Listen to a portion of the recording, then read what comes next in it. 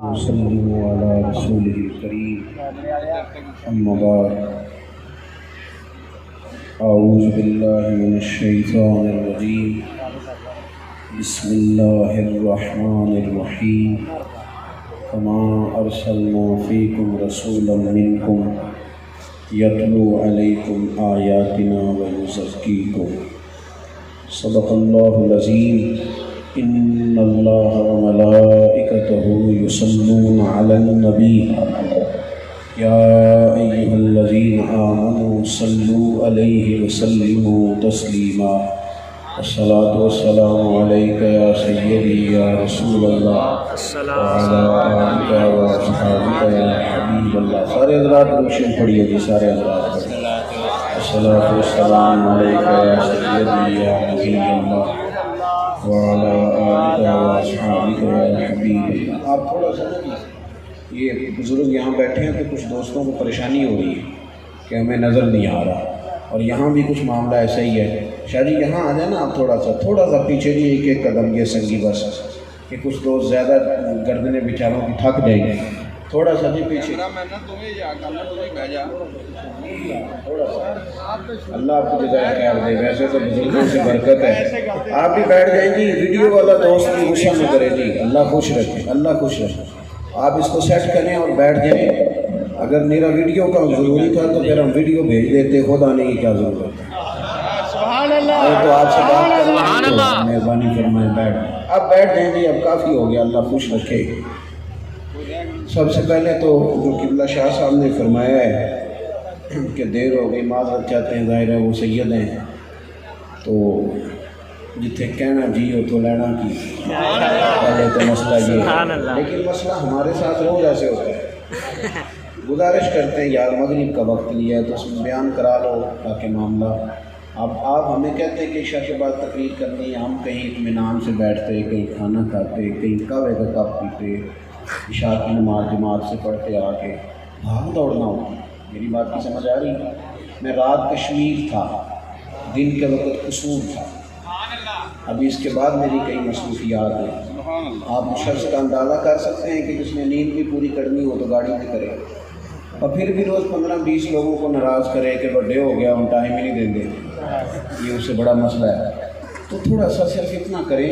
میں نے نا جی ابھی ایک سنگی ٹائم کا کہہ رہے تھے، میں نے آپ یقین کریں معذرت کرنی شروع کر دی. نہیں جاتا کیونکہ اللہ کا فضل ہے. خدا نے کروڑ فضل کیا ہماری اوقات سے زیادہ. کبھی کسی سے 1 روپے کا مطالبہ نہیں، اور ضرورت بھی نہیں. اللہ تعالیٰ ویسے بڑے اسباب بناتا ہے. ایک ہی مطالبہ کرتے ہیں کہ یار جو ٹائم دیا اس پہ مہربانی کریں. یعنی اتنی مشغولیت کے باوجود اگر ہم مغرب میں آ گئے تو ہماری اگر کمزوری پہ مہربانی ہو جائے تو یہ اچھا ہی ہے. اور پھر جہاں تک اس بات کا تعلق ہے تو یہ ایک دفعہ نہیں، یہ کئی دفعہ ہوتا ہے کہ ٹائم مغرب کا ہے، پہنچ بھی گئے ہیں تو کہتے ہیں وہ جی ساؤنڈ والا لیٹ ہے. تو میں کہتا ہوں بھئی ہم آ گئے 4.5 گھنٹے سفر کر کے، تو آپ کا 25 منٹ والا کیسے لیٹ ہو گیا؟ یہ ہو سکتا نہیں، ممکن نہیں. اس لیے ہم نے بہت بچنا شروع کر دیا ہے. میں پرسنلی یہاں اچھی جگہ بیٹھا ہوں، میں معذرت کرنی شروع کر دی ہے کیونکہ وہ آپ کوئی اور کام نہیں کر سکتے. یہاں تو جلسوں والے ہی بن جائیں نا جی، پھر جلسہ کریں.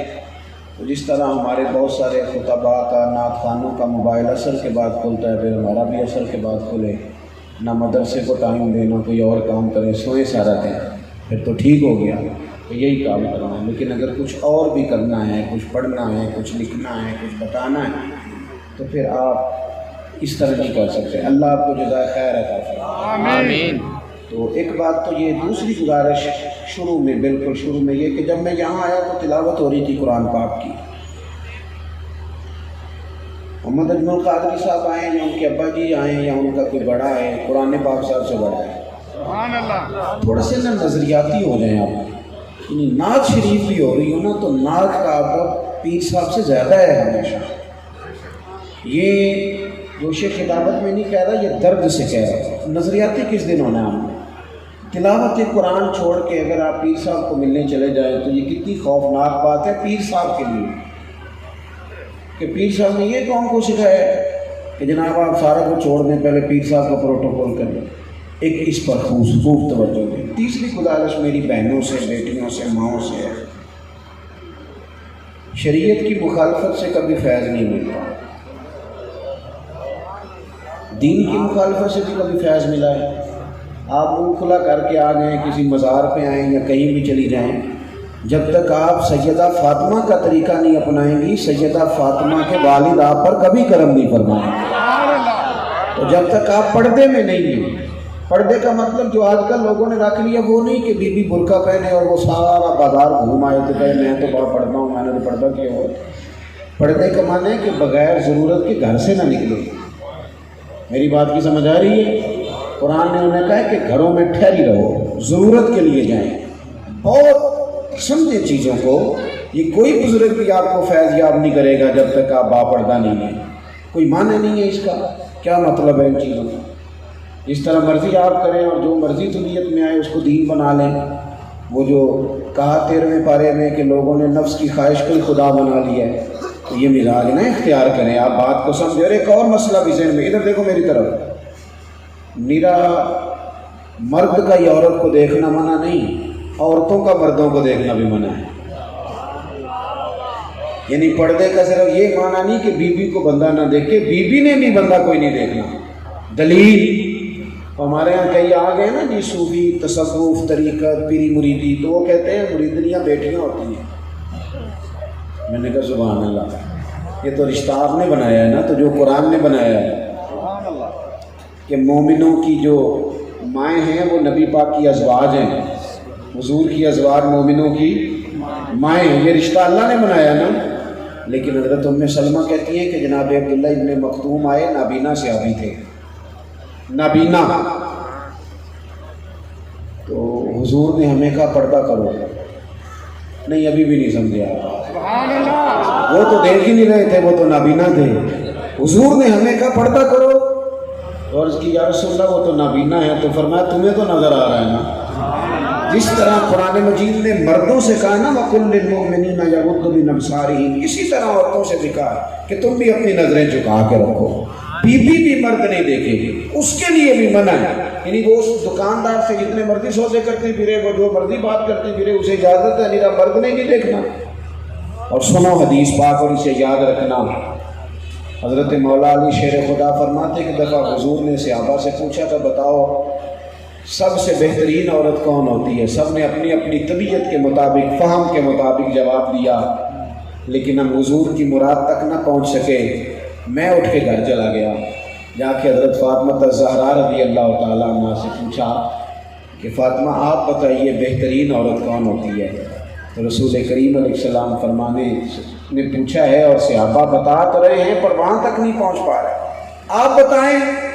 تو حضرت فاطمہ کہنے لگی یہ تو سادہ سا مسئلہ ہے، دنیا کی بہترین عورت وہ ہوتی ہے جسے نہ غیر مرد نے دیکھا ہو، نہ اس بی بی نے کوئی غیر مرد دیکھا ہو، وہ بہترین بی بی ہے دنیا کی۔ کہتے ہیں میں نے آ کے مسجد میں جواب دیا، جواب تو میں نے دیا تھا، لیکن حضور مسکرا کے کہنے لگے میں نے کہا نہیں ہے فاطمہ میرے جگر کا ٹکڑا ہے۔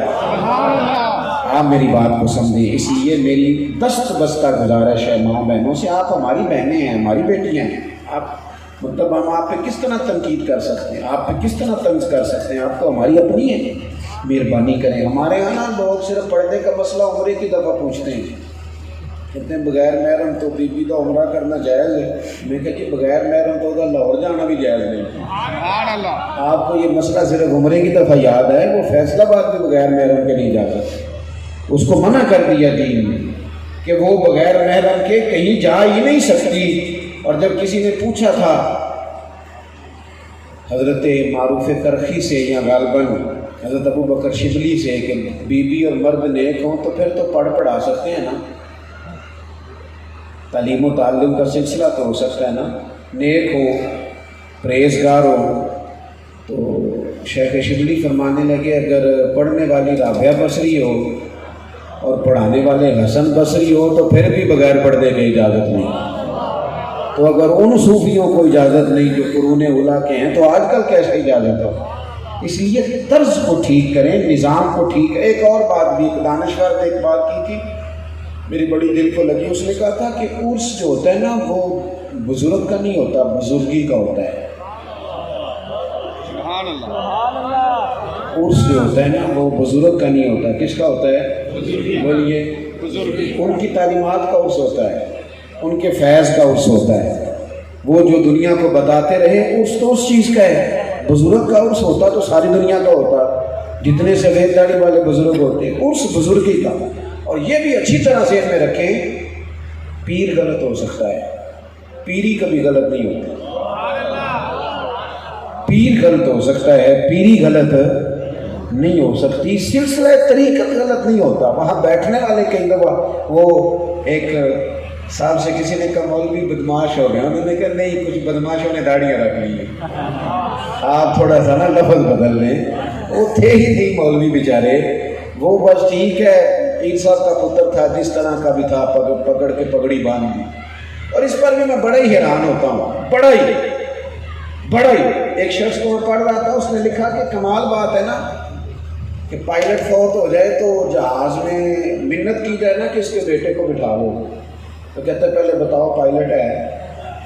وہ کہتے ہیں نہیں اس کا بیٹا ہے، ابا راضی بھی بڑا تھا، بٹھا لو۔ کہتے ہیں توبہ توبہ کو مرنا ہے، جہاں جان کا خطرہ ہو تو وہاں ٹیلنٹ دیکھ کے بٹھاتے ہیں، اور جہاں ایمان کا خطرہ ہو۔ میں بہت سارے ایسے مریدوں کو جانتا ہوں، پہلے صحیح العقیدہ تھے، لیکن کسی پیر کے قابو آئے تو بد عقیدہ ہو گئے، کہیں رافضیت ہے، کہیں خارجیت ہے، کہیں کئی مصیبت ہے۔ پہلے ٹھیک تھے لیکن وہ فلانی جگہ گیا کہ اچھا فیض لے کے آیا، تباہ ہو گیا۔ کوئی کسی صحابی کا بے ادب اور کوئی اہل بیت کے بارے میں کچی بات۔ تو یہ میرا درد دل تھا، آپ میری بات کو سمجھ گئے؟ سبحان اللہ۔ اب میں نے تھوڑا سا جو آیت پڑھی ہے وہ مضمون عرض کرنا ہے آپ کی خدمت میں، امید ہے آپ اس پر بھی توجہ فرمائیں گے، اللہ تعالیٰ آپ کو بہترین صلہ عطا فرمائے۔ آمین۔ قرآن مجید فرقان حمید نے نا نبی کریم صلی اللہ علیہ وسلم کی تشریف آوری کے جو مقاصد بیان کیے نا، ان میں ایک مقصد قرآن مجید نے یہ بیان کیا کہ کما ارسلنا فیکم رسولا منکم یتلو علیکم آیاتنا، یہ محبوب جو ہم نے تمہیں دیے ہیں یہ تم پر ہماری آیتیں پڑھیں گے، وَيُزَكِّيكُمْ، اور تمہیں پاک فرما دیں گے۔ یہ جو پاکی ہے نا یہ انسان کی ضرورت ہے۔ بندہ بہترین ڈگری ہولڈر ہو نا، ماسٹر تک ڈگری رکھتا ہو، ایم فل ہو، پی ایچ ڈی ہو، اور گھر بھی ہو، حویلی بھی ہو، ڈرائنگ روم بھی ہو، ساری سہولیات ہوں، صرف کپڑے میلے پہنے ہوئے، تو اس سے کہنا دو بندوں سے ملنا ہے تو کہتا نہ بھائی پہلے بتانا تھا، میں نے کپڑے تو بدل لوں۔ تو بندہ اس سے کہتا ہے بھی اسے پتہ ہے آپ پی ایچ ڈی ہیں، اسے یہ بھی پتہ ہے کہ فلاں ادارے میں آپ ڈیوٹی کر رہے ہیں، اسے پتہ ہے آپ مالدار ہیں، پر وہ کہتا ہے نہیں جب تک میرے کپڑے ٹھیک نہیں میں نے ملنا۔ توجہ ہے میری بات پر؟ پھر غور کریں کیا کہہ رہا ہوں، یعنی ساری محفل میں نہیں رہا ایک بٹن ٹوٹ جائے نا تو کوئی دیکھے نہ دیکھے بندہ بڑا پریشان رہتا ہے کہ میرا بٹن نہیں ٹھیک، یہ بٹن کبھی صحیح ہوتا ہے نا۔ کوئی چھوٹا سا ڈبہ بندہ اپنی طبیعت پر برداشت کرتا اگر ہو تو وہ پریشان کر دیتی ہے بندے کو، وہ تکلیف میں۔ پاکیزگی اتنی اعلیٰ چیز ہے، ویسے بھی آپ کسی دور دراز سفر پہ جائیں اور آپ کے کپڑے میلے ہو جائیں اور آپ الجھ جائیں اور آپ کے اوپر گرد چڑھ جائے تو آپ تجربہ کر لیجئے گا، آپ تھوڑا نہا کے بیٹھیں، پرانا ہی صحیح لیکن آپ صاف دھلا ہوا لباس پہن لیں، آپ کو اپنی طبیعت ہلکی پھلکی محسوس ہوتی ہے، کیونکہ اوپر سے جب گرد اتر جاتی ہے تو ذہنی طور پر بندہ سکون میں آتا ہے۔ اگر انسان کے وجود پر گرد لگی ہو تو اسے سکون نہیں آتا۔ تو اگر دل پر کوئی دھبا لگ جائے نا، وہ حسد کا لگ جائے، بغض کا لگ جائے، تکبر کا لگ جائے، عداوت کا لگ جائے، وہ کوئی بھی لگ جائے، بد نگاہی کا لگ جائے، بدگمانی کا لگ جائے، آپ کے باطن پر کوئی دھبا لگ گیا، سکون سے نہیں بیٹھنے دے۔ یہ مصیبت بن جاتی ہے اس بندے کے لیے جسے اسٹیج پہ بیٹھنے کی عادت ہو تو پیچھے بیٹھ کے اسے محفل سننی پڑ جائے، وہ مصیبت میں آ جاتا ہے۔ کیوں کہ مصیبت ہے، اس کا ذہن بن گیا کہ میں معزز آدمی ہوں۔ اب اس کی منت بھی کرنی پڑے نا اسٹیج سیکرٹری کی تو کہتا ہے تیری مہربانی کر، میرا اعلان میں آ گیا ہوں، گردن اونچی کر کر کے دکھاتا ہے۔ لیکن جو درویش ہیں وہ کیا کہتے ہیں؟ وہ کہتے ہیں اٹھ نہ بلیا چل اوتھے وسیے اور جتھے وس دینی سارے ینے، نہ کوئی ساڈی ذات پچھانے نہ کوئی سانو منے۔ آپ یہ جو تزکیہ ہے نا رسول کریم صلی اللہ علیہ وسلم کا دیا ہوا، یہ زندگی کو سادہ کرتا ہے، یہ زندگی کو آسان کرتا ہے۔ انسان ایک نارمل زندگی گزارنے کی پوزیشن میں آ جاتا ہے جب وہ دروازہ رسول تک جاتا ہے۔ حضور نے کیا ذوق دیا، نبی پاک نے کیا اصلاح فرمائی۔ سب سے پہلے تو یہ جو کمزور لوگ تھے، نظریات کے کچے، ہمارے یہاں تو ہمارے ملک میں تو باقاعدہ محنت کی جاتی ہے لوگوں کو ڈبل مائنڈڈ کرنے کے لیے، جدوجہد کی جاتی ہے۔ یعنی آپ کسی بندے سے پوچھ لیں فلانا مولوی کس طرح کہے گا، تینوں نہیں پتا، میں تینوں اندر دی گل دس وہ ہو گیا ڈبل مائنڈڈ۔ کوئی شاید نکلے چاہے، شاہ جی میری طرف دیکھیں جی، شاہ جی میری طرف توجہ کریں جی، میں تو اپنا گلیں کرنا جی، اللہ تو آپ خوش رکھے۔ آپ تھوڑے ایزی ہو جائیں، ویسے بھی تھوڑے ایزی ہو جائیں، اللہ آپ کو جو ہو گیا جی، ہوں تسی مجھے نظر آ رہا ہے، یہ بھی کمال بات ہے۔ اور میں نے ایک سنے جی، میں بغیر تقریروں کے نام کرنے والا مولوی، آپ سنیں جی بس، اب آپ سنیں، اللہ آپ کو خوش رکھے۔ وہ نعرے والا ٹائم بھی میں نے دیا تاکہ بات جلدی ہو جائے۔ ہمارے نقشبندی صاحب بیٹھے ہیں، خوبصورت لکھتے ہیں، خوبصورت پڑھتے ہیں، اور وقت قیمتی ہے، انہوں نے بھی اپنی موقع پہ انہوں نے آنا ہے، تو بات کو سمیٹنا ہے، لمبا نہیں کرنا۔ میرے عزیز، کچے ہمارے ملک میں نا ڈبل مائنڈڈ کیا جاتا ہے، 4 اینکر لے کے رات کو ایک اینکر بیٹھتا ہے 4 مختلف پارٹیوں کے لوگ لے کے، وہ کیا کرتا ہے، وہ ڈبل مائنڈڈ کرتا ہے۔ آخر میں بندہ کہتا ہے پتہ نہیں سچا کون ہے۔ ڈبل مائنڈڈ کرنا، کمزور ہو جاتا ہے بندہ۔ ہمارے بچے وہ کہتے ہیں پتہ نہیں کیا کرنا ہے، ہم نے کدھر جانا ہے، سویرے کچھ سوچتے ہیں، دوپہر کچھ سوچتے ہیں، رات کو پھر وہ بیچارے تھک گئے تھے، سیاستدانوں تھے، پیر صاحب کے پاس چلے گئے، وہاں جا کے انہوں نے حال ہی بڑا انوکھا دیکھا۔ جو پیر روز فقیری کا درس دے رہا تھا نا، اس کا اپنا مکان 6 کروڑ کا تھا۔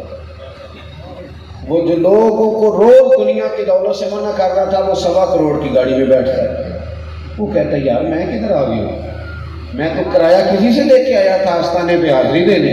اور پیر صاحب کا حال یہ ہے کہ وہ اقبال کہنے لگے کہ مرید بیچارے کو میسر نہیں مٹی کا دیا ہوں، اور گھر پیر کا بجلی کے چراغوں سے ہے روشن۔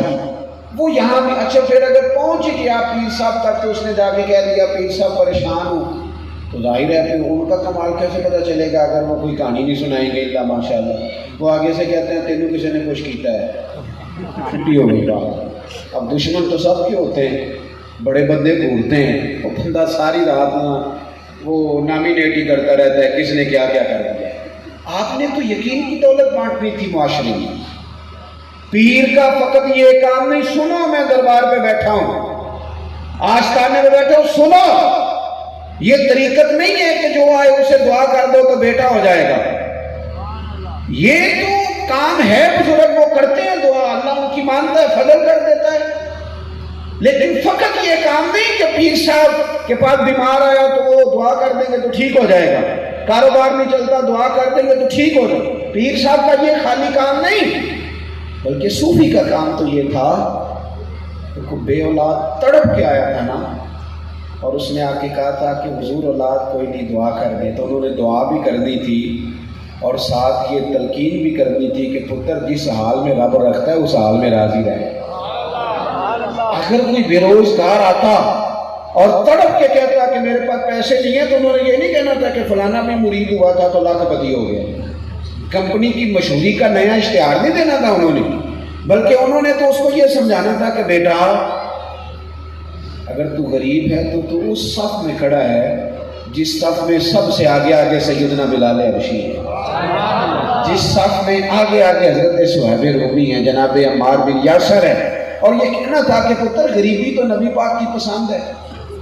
یہ تزکیہ کرنا تھا۔ ہمارے ہاں نا غریبوں کو امیر نہ بھی کیا جائے تو اتنا مسئلہ نہیں، صرف امیر غریب کے لیے قانون ایک جیسا کر دیا جائے، صرف اعزاز ایک جیسا کر دیا جائے، نہ بھی سب غریبوں کو امیر کیا جائے تو نظام چل جائے۔ نبی پاک صلی اللہ علیہ وسلم نے یہ تزکیہ ہمارا اس طرح کیا ہے کہ حضور نے یہ نہیں فرمایا کہ سارے مکے کے غریبوں کو امیر کر دیں گے، سارے مدینے کے غریبوں کو امیر کر دیں گے، یہ رنگ نہیں، بلکہ نبی پاک نے غریبی کو عزت ہی اتنی دی، غریبی کو عزت ہی اتنی دی کہ کئی امیروں کا بھی غریب ہونے کو دل کرنے لگا، کئی امیروں کا۔ جب سے دیکھا ہے لباس بشری میں تمہیں، ہر فرشتے کی یہ خواہش ہے کہ وہ انسان ہو جائے۔ نبی پاک صلی اللہ علیہ وسلم نے نا، حضرت صاحب انصاری کہتے ہیں کہ مزدور آیا، او صحیح سنو، اگر غریب کو امیر عزت نہیں دیتا تو غریب کو غریب بھی عزت نہیں دیتا، وہ بھی ڈھونڈتا ہے کوئی تگڑا بندہ ملے تو اس کے ساتھ تصویر کھنچواؤں گا، جو تیرے شہر میں ریڑھی لگاتا ہے نا سالوں سے اور محنت کر کے کماتا ہے اور تجھے پتہ ہے کہ دیانتدار ہو، اس کے ساتھ بھی کبھی فوٹو بنوائے گا، اس کے ساتھ بھی کبھی بیٹھا کر۔ مطلب کردار کا روگ ہوتا ہے، کپڑوں کا تھوڑا ہوتا ہے۔ آپ کبھی کردار کو سلام کرنے لگے تو ہو سکتا ہے کچھ لوگوں کی توجہ کردار کی جانب ہو جائے۔ حضرت سعد انصاری کہتے ہیں، طبقات ابن سعد میں روایت موجود ہے، کہتے ہیں غریب آدمی نے آ کے حضور سے ہاتھ ملایا تو رسول پاک علیہ السلام سے وہ ہاتھ ملا کے تو ہاتھ چھڑانے لگا، ذرا میری طرف دیکھنا، وہ ہاتھ چھڑانے لگا لیکن نبی پاک نے ہاتھ تھام لیا اس کا، اور حضور نے نا اس کا ہاتھ تھام کے کھولا، ہاتھوں پہ چھالے تھے۔ میں نے اپنے ابا جی کے اپنے دادا جی کے ہاتھوں پہ ہمیشہ چھالے دیکھے، کسان تھے نا ہمیشہ، اور میں اپنے دادا جی کو جب غسل دے رہا تھا انتقال کے بعد تو تب بھی میں چھالے دیکھ رہا تھا، تو دل میں خیال تھا کہ یار یہ کیا خوفناک منظر ہے، ساری زندگی محنت اور ساری زندگی کے چھالے۔ تو میں نے نا ایک میرے دوست ہیں تھوڑا سا شاعری سے اچھا شغف رکھتے ہیں، ان کو میں نے میسیج میں نا یہ دکھڑا سنایا کہ آج بھی چھالے نہیں گئے۔ ان جواب میں مجھے شعر بھیجا، کہنے لگے دامان توکل کی یہ خوبی ہے کہ اس پر پیبند لگے ہوتے ہیں پر دھبے نہیں ہوتے۔ تو یہ غریب آدمی جو ہوتا ہے نا غریب، اس کی تھوڑی سی دنیا ہوتی ہے، لمبے چوڑے مسئلے نہیں نا، اسٹیٹس کوئی نہیں، لمبے چوڑے مسئلے نہیں، تھوڑی سی دنیا ہوتی ہے تو اس میں راضی بڑا ہوتا ہے۔ ہاتھ حضور نے تھاما اور پھر حضور نے پوچھا یہ کیا ہے؟ عرض کرتا حضور غریب ہوں نا، ماڑا ہوں، تو میں پھاوڑا چلاتا ہوں، مزدوری کرتا ہوں، تو چھالے پڑ گئے۔ توجہ ہے میرے سنگیوں کی؟ حضرت صاحب کہتے ہیں لوگوں میں نے بڑا عجیب نظارہ دیکھا، وہ محبوب جن کے قدم حضرت جبریل امین چومے، جب اس نے کہا نا حضور غریب ہوں پھاوڑا چلاتا ہوں، تو محبوب نے نا اس مزدور کا چھالوں والا ہاتھ چومنا شروع کر دیا۔ جب حضور کو ہاتھ چوم رہے تھے نا اس غریب کا، تو سوسائٹی میں معاشرے میں جو سوچیں عام ہو رہی تھی وہ یہ تھی کہ بڑے بڑے امیروں کا بھی دل کر رہا تھا کبھی غریب ہو جاتے ہیں نا، کبھی چھالوں والے ہوتے ہیں نا، یہ اعزاز ملتا۔ آپ تھوڑا سا اپنے آپ کو یہاں دیکھو نا، ایک بندہ بہت بڑا مالدار آدمی ہے پر پیسہ کرپشن کا ہے، تو غریب آدمی بھی اس کے دروازے کے سامنے کھڑے ہو کے کہتا ہے 2 نمبر طریقے سے کمایا ہے، اور ایک بندہ چھوٹا سا آفیسر ہے، چھوٹا سا رشوت نہیں لیتا، ناجائز سفارش نہیں مانگتا، دفتر بھی لکڑی کی کرسی اور سادہ ٹیبل، تو بڑے بڑے مالدار اس کے دروازے پہ کھڑے ہو کے کانپ رہے ہوتے ہیں کہ یار نہ پیسے پکڑتا ہے نہ ناجائز سفارش سنتا ہے۔ تو پھر مسئلہ سمجھ میں آتا ہے کہ روب کپڑوں اور پیسوں کا نہیں ہوتا، روب تو کردار کا ہوتا ہے۔ کردار میں قوت ہوتی ہے، کردار میں طاقت ہوتی ہے۔ جب آپ بے غرض ہو جاتے ہیں، لالچ چھوڑ دیتے ہیں، تو آپ یقین کریں آپ آزاد ہو جاتے ہیں، پرواہ کوئی نہیں۔ سانو تخت ہزارے دی لوڑ کیے نالے کی لگے شہر بندول دے نال، اسی تے اپنی بال کے سیکھنے، سانو کی لگے کسی اور دے نال۔ پھر بندہ بڑی آسان زندگی گزارتا ہے۔ اسی طرح سے ایک غریبی کا دکھ ہے۔ پھر ایک مسئلہ اس شخص کے ساتھ ہے جو کبھی بیمار ہو گیا، کمزور ہو گیا۔ پچھلے دنوں ہمارے ایک بہت بڑے خطیب تھے شہر میں، وہ انتقال کر گئے، تو ان کی تیمارداری کے لیے ایک دفعہ مجھے جانے کا موقع ملا۔ کہنے لگے پیر صاحب کبھی دروازے پہ نا لوگوں کا تانتا بندہ رہتا تھا کہ ٹائم چاہیے آپ دے دیں۔ اب میرا دل کرتا ہے کہ 2 گھڑیاں صرف بیٹھ جائے آپ۔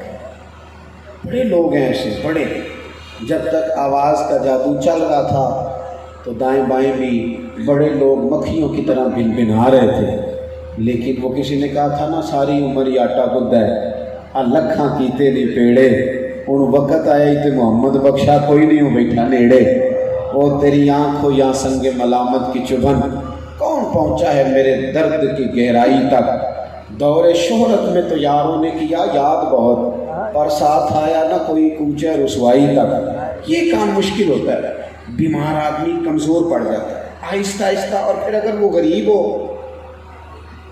پھر اگر غریب ہو تو پھر تو قسم پرسی کا عالم ہے. پھر تو وہ ڈاکٹر جس کو لوگ مسیحا جانتے ہیں وہ بھی سرکاری ہاسپٹل میں بڑی تنخواہ لیتا ہے، لیکن اس کا جو نائب ہوتا ہے وہ کارڈ بانٹ رہا ہوتا ہے کہ صحیح دکھانا ہوا تو کلینک پہ آ جانا. تمہیں پتہ ہے رب نے تمہیں کتنا اعزاز دیا. لوگ گھنٹوں تمہارا ویٹ کرتے ہیں اور تمہارا یہ حال ہے کہ لوگ ملنے چلے جائیں تو تمہاری چہرے سے تلخی نہیں جاتی. آپ کو پتہ ہے 2 جملے ڈاکٹر کہہ دے کہ بابا جی خیر ہو جائے گی تو بندے کا کلیجہ ٹھنڈا ہو جائے گا. لیکن یہاں یہ ہے کہ ماحول نہیں. ایک یہودی کا بچہ حضور کی خدمت کرتا تھا، بیمار ہو گیا. ایک یہودی، دوسرا غریبی.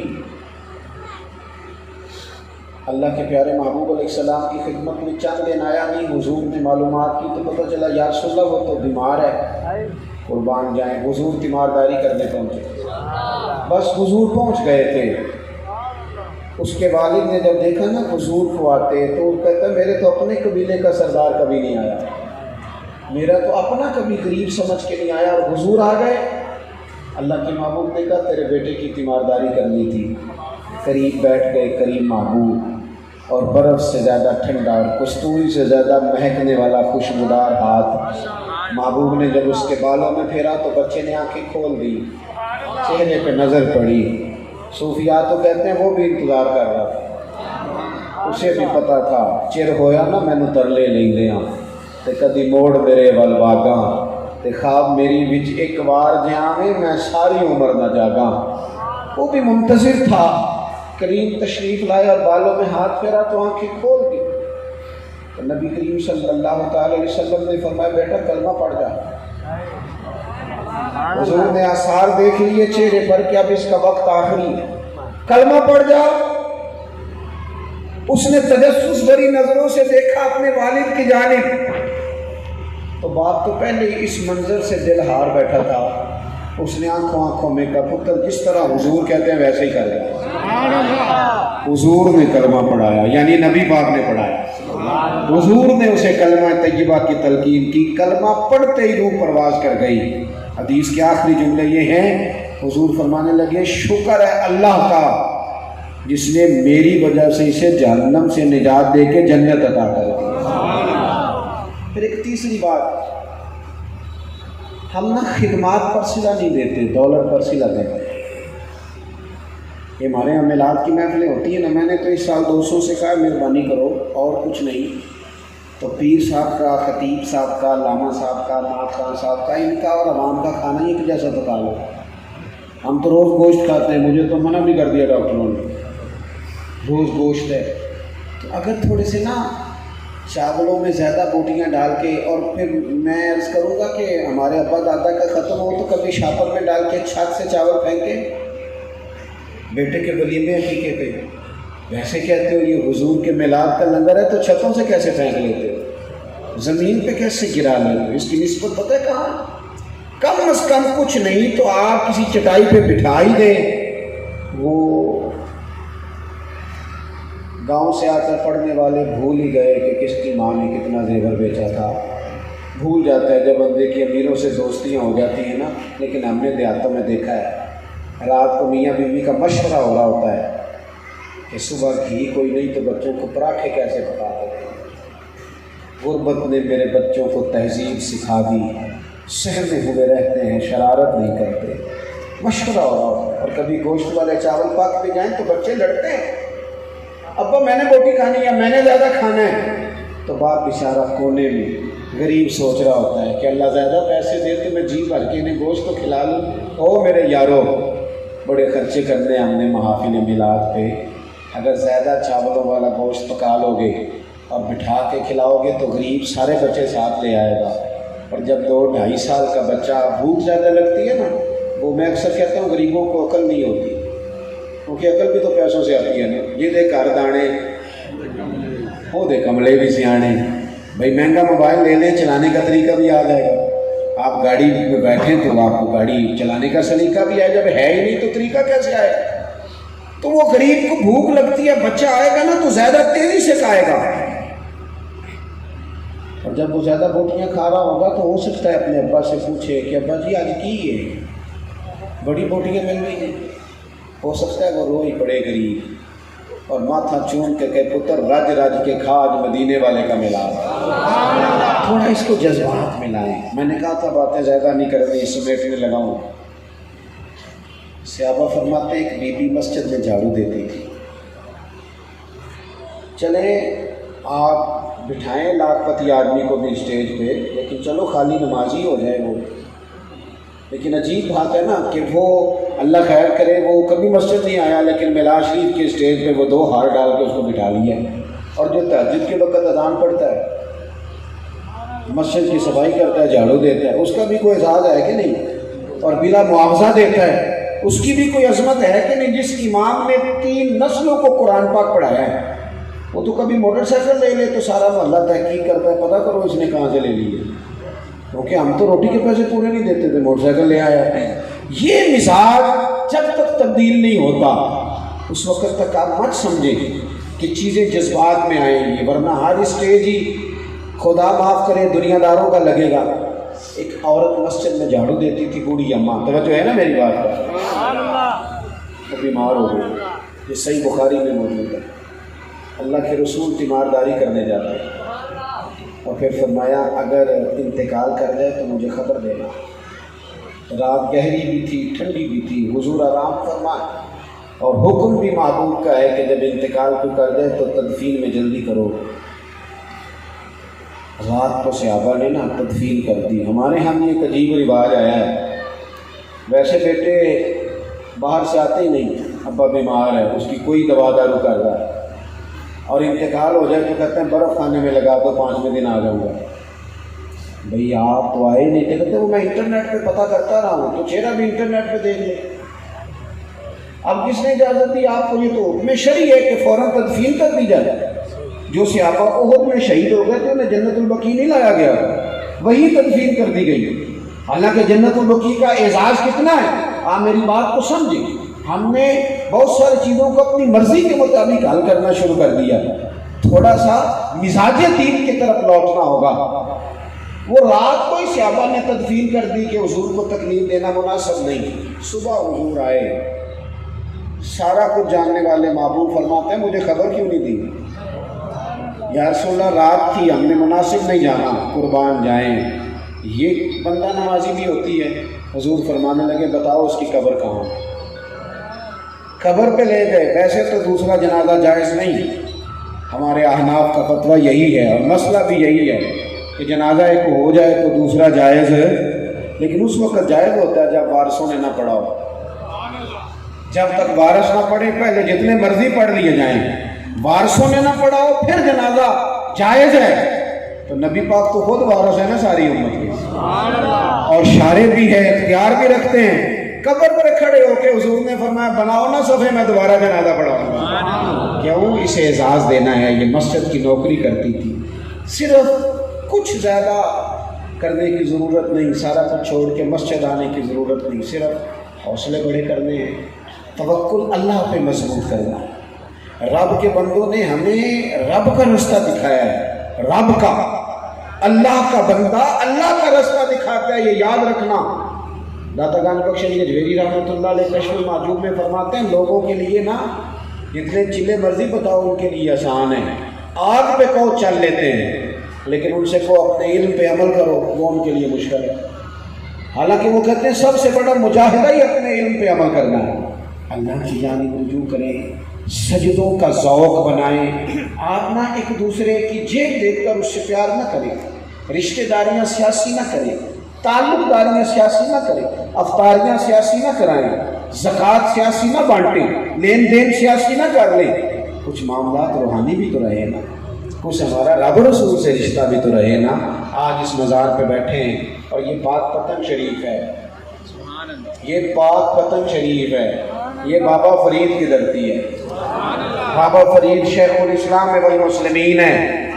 یہ وہ لوگ تھے جو سوچوں کا انقلاب برپا کرتے تھے۔ میں نا مصروف بھی ہو گیا ہوں، لیکن اس کے باوجود نا ٹائم نکال کے آتا ہوں بابا صاحب کے مزار پہ حاضری میں۔ کچی پکی باتیں نہیں کہ ویسے مناظرہ کرنا، بحث کرنا کہ درباروں پہ جانا چاہیے، خود جانا ہی نہ، یہ کام نہیں کرتے بھائی ہم۔ میں خود ایز اے اسپیشل، میرے یہاں کے سنگی جانتے ہیں، میں حاضری دینے آتا ہوں بابا صاحب کی. کیوں؟ میری جا کے درباروں پہ بزرگوں سے دنیا کی سفارشیں نہیں کرنی، ہمارا ایک حق بنتا ہے کہ ہم آئیں اور کھڑے ہو کے سلوٹ کریں، جناب آپ کی مہربانی، آپ آئے تو ہمارے بڑوں کو کلمے کی توفیق نصیب ہو. یہ محسن ہیں، اور جو محسنوں کا شکریہ ادا نہ کرے وہ کمزور پڑ جاتا ہے. ان کی تعلیمات لیں، مہربانی فرمائیں. آپ بابا صاحب تو درس قرآن دیتے تھے، ان کی آپ تاریخ پڑھیں.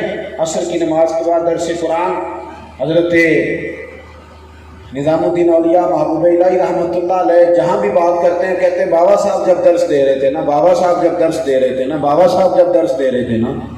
تو بابا صاحب کے مزار پہ تو سب سے زیادہ درس قرآن ہونا چاہیے تھا. درس قرآن جو وہ سب سے زیادہ کرتے تھے. تو ہم کس طرف الجھ گئے ہیں؟ اس صحیح سمت کی طرف آپ توجہ کریں نا. میں نے 2-4 دن پہلے حضرائے محبت کہہ دیا تھا کہ میرا ہر نقیب، ہر نعت خواں، ہر شخص آ کے کہتا ہے سارا قرآن حضور کی تعریف ہے، بات بھی ٹھیک کرتا ہے. تو ایک نقیب نے ایک دن زیادہ ہی زور لگا دیا. یہ بھی کئی دفعہ قابو نہیں نہ آتے، پکڑنے پڑتے ہیں کہ چل یار واپس آ جا، ادھر زمین پہ ہی رہا، کہاں جانے لگا تو پتہ نہیں کیا مطلب، چلے جاتے ہیں کہیں اور گھومنے نکل جاتے ہیں، مشکل ہو جاتا ہے. اس نے کچھ زیادہ ہی زور لگا دیا، سارا قرآن حضور کی نعت ہے، الحمد سے والناس تک نعت ہے، فلاں نعت.